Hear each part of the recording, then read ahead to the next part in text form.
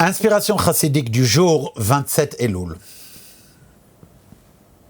Très souvent, lorsque des gens demandent des conseils au rabbi, des brachot, par rapport à différents aspects de leur vie, le rabbi rattache ça à des choses de Torah et de mitzvot qu'il y a dans leur vie.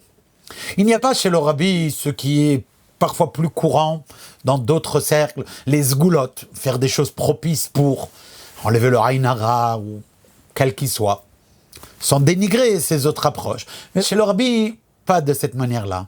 Tout est lié à Torah et mitzvot. Une personne dit, il souffre des pieds, elle lui dit, les pieds c'est la fortune c'est de la tzedaka, donne de la tzedaka. Non pas parce que donner de la tzedaka c'est une sgoula pour les pieds, mais parce que ces deux choses-là sont liées.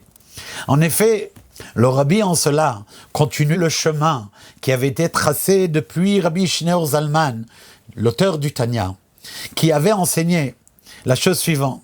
Le peuple juif est appelé Am Israël Goy Echad Baaretz, un peuple unique sur terre.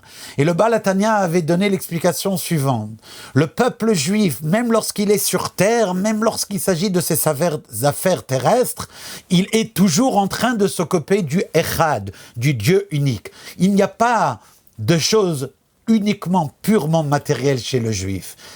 Dieu a pris du spirituel et en a fait du matériel. Le juif prend du matériel et en fait du spirituel. Et c'est ainsi que dans une lettre, le Rabbi Rayatz explique à quelqu'un que dans l'approche des Rebbeim de Lubavitch, leur occupation des affaires communautaires pour le bien-être de la parnassa des juifs, ou quelle que soit leur situation, venait toujours main en main avec la préoccupation de l'état moral et spirituel des juifs, où qu'ils soient.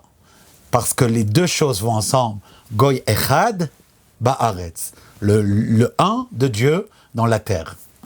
Kol Tov.